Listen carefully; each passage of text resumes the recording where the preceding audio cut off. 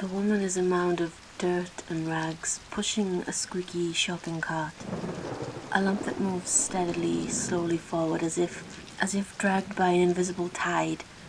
Her long, greasy hair hides her face, but Ramon feels her staring at him. He looks ahead. The best thing to do with the homeless mob littering Vancouver is to ignore it.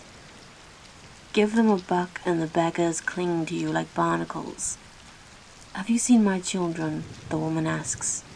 Her voice sandpaper against his ears makes him shiver. His heart jolts as though someone has prickled it with a needle.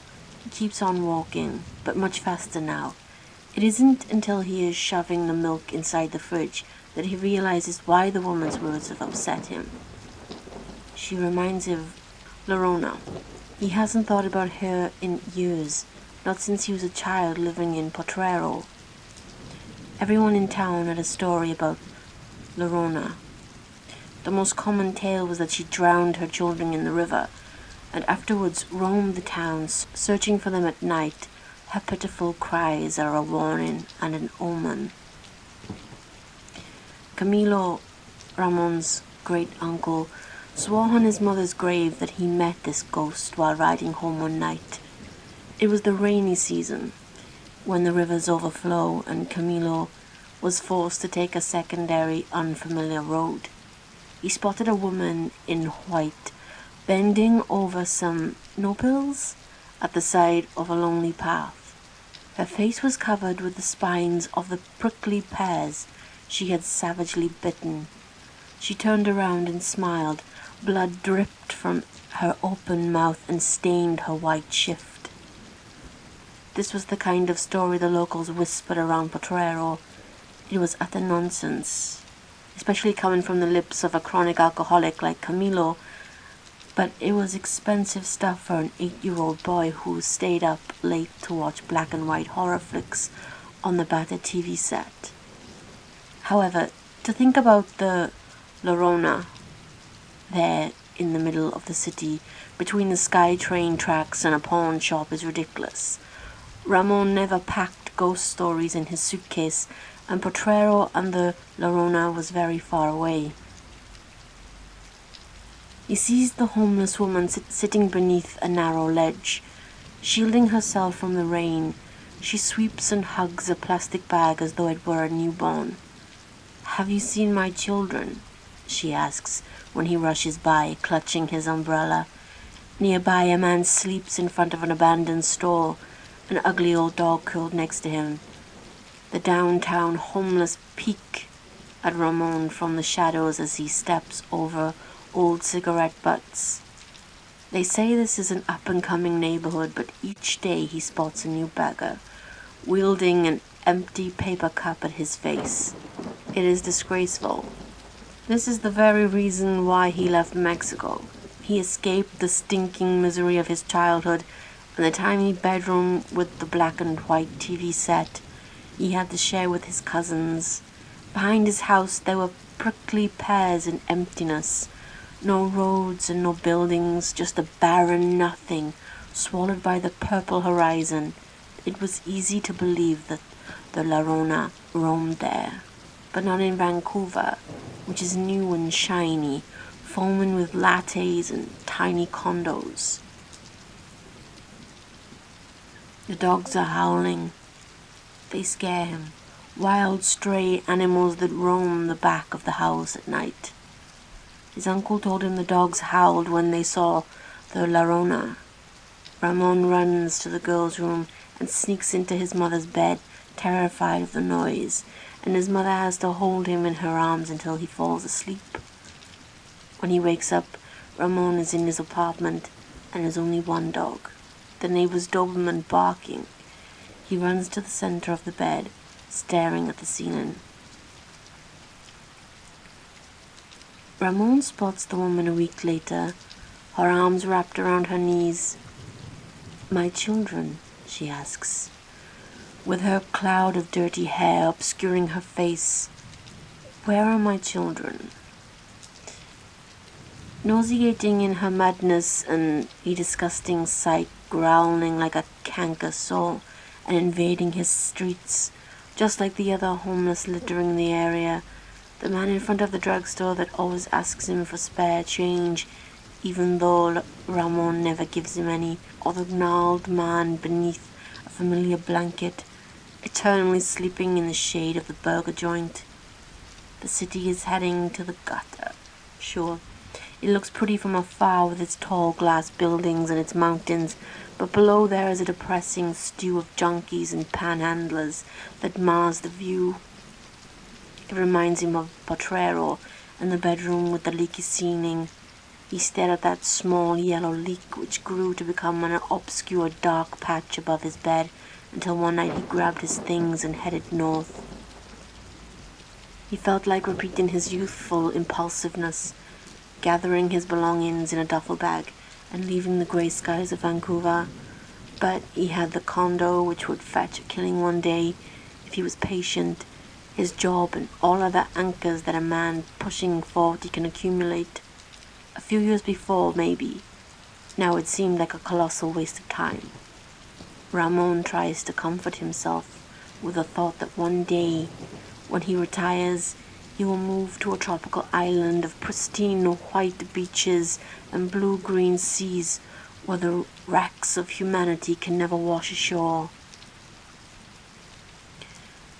He's gone to buy groceries, and there she is, picking cans out of the garbage in the alley behind the supermarket. Lorona? He used to send a postcard to his mother every year when he was younger.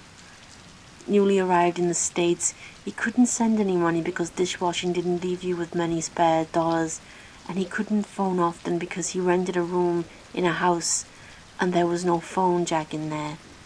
If he wanted to make a call, he had to use the payphone across the street. Instead, he sent postcards. Carmen didn't like it. His sister complained about his lack of financial support for their mother. "Why do I have to take care of Mom?" "Ha!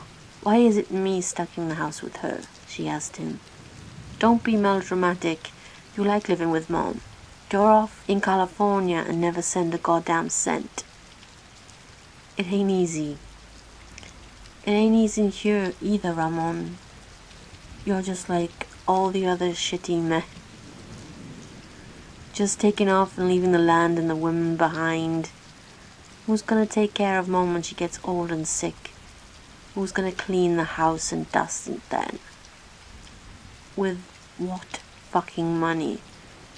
I ain't doing it, Ramon." "Bye, Carmen. Some things you can't get rid of, Ramon," his sister yelled. He didn't call for that. Soon, he was heading to another city, and by the time he reached Canada, he didn't bother sending postcards. He figured he would one day, but things got in the way, and years later he thought it would be even worse if he tried to phone. And what would they talk about now? It had been ages since he'd left home, and the sister and cousins that had lived in Potrero. He'd gotten rid of layers and layers of the old Ramon, molting into a new man. But maybe Carmen had been right. Maybe there's some things you can't get rid of. Certain memories, certain stories, certain fears that cling to the skin like old scars. These things follow you. Maybe ghosts can follow you too.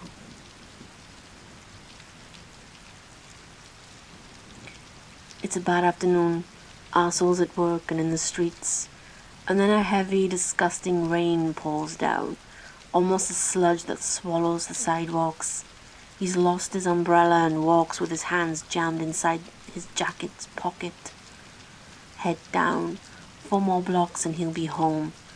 That's when Ramon hears the squeal, a high-pitched noise. It's a shriek, a moan, a sound he's never heard before. What the hell is that? He turns and looks, and it is the old woman, the one he's nicknamed Lorona, pushing her shopping cart. Squeak, squeak goes the cart, matching each of his steps. Squeak, squeak, like a metallic chirping echoed by a low rumble. Children, children, children. Squeak, squeak, squeak, a metallic chant with an old rhythm. He walks faster. The cart matches his pace, wheels roll. He doubles his efforts, hurrying to cross the street before the light changes. The cart groans closer than before, nipping at his heels. He thinks she is about to hit him with the damn thing, and then all of a sudden, the sound stops. He looks over his shoulder. The old woman is gone. She has veered into an alley, vanishing behind a large dumpster. Ramon runs home. The dogs are howling again, a howl that is a wail. The wind roars like the demon. The rain scratches the windows, begging to let him in, and he lies under the cover, terrified. He feels his mother's arms around his body, her hands soothing his hair like she did when he was scared, just a little boy terrified of the phantoms that wander through the plains. His mother's hand pats his own.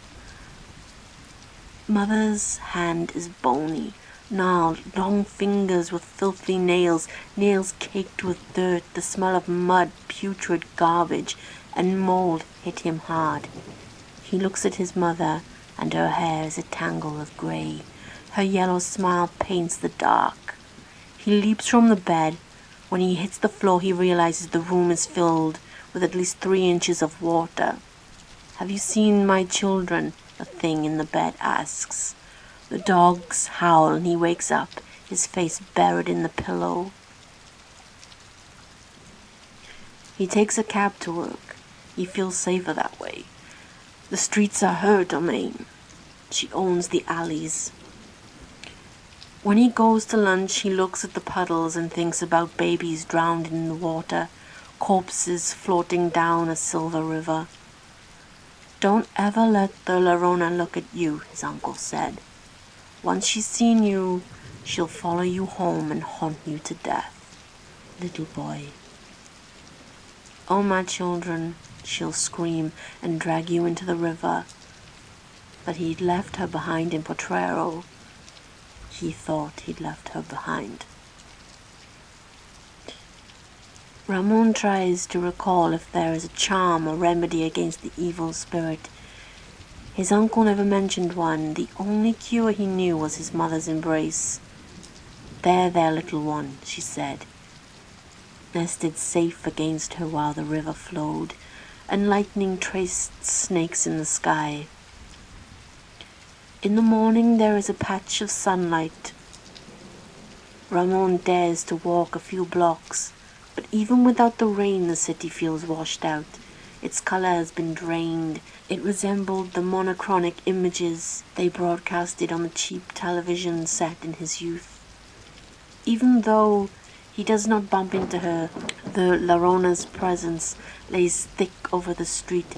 Pieces of darkness clinging to the walls and the dumpsters in the alleys. It even seems to spread over the people. The glassy eyes of a binner reflect a river instead of the bricks of a building. He hurries back home and locks the door, but when it rains again, water leaks into the living room, just a few little drops drifting into his apartment. He wipes the floor clean. More water seeps in like a festering boil, cut open and oozing disease. The Llorona stands guard in the alley. She is a lump in the night. Looking up at his apartment window, he feels her through the concrete walls and the glass, looking at him. He fishes for the old notebook with a smudged and forgotten number. The rain splashes against his building and the wind cries like a woman. The dial tone is loud against his ear. More than 10 years have passed. He has no idea what he'll say. He doesn't even understand what he wants to ask. He can't politely request to ship the ghost back to Mexico. He dials. The number has been disconnected. He thinks about Carmen and his mother and the dusty nothingness behind their house. There might not even be a house. Perhaps the night and the river swallowed them. The Llorona comes with the rain, or maybe it is the other way around. The rain comes with her. Something else also comes. Darkness. His apartment grows dimmer. He remains in the pools of light away from the blackness. Outside in the alley, The Llorona scratches the dumpster with her nails. The dogs howl. Ramon shivers in his bed and thinks about his mother and how she used to drive the ghosts away. She is sitting next to a heap of garbage in the middle of the alley, water pouring down her shoulders. She clutches rags and dirt and pieces of plastic against her chest, her head bowed and her face hidden behind the screen of her hair. My children, she looks up at him slowly. The rain coats her face, tracing dirty rivets along her cheeks. He expects an image out of a nightmare. Blood dripping, yellow cat eyes or a worm skull, but this is an old woman. Her skin has been torn by time and her eyes are cloudy. This is an old woman. She could be his mother. She might be, for all he knows. He lost her photograph a long time ago and can't recall what she looks like anymore.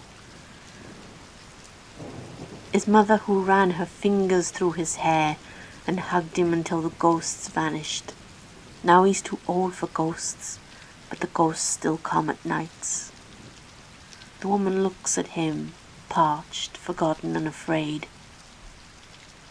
I've lost my children, she whispers, with her voice of dead leaves.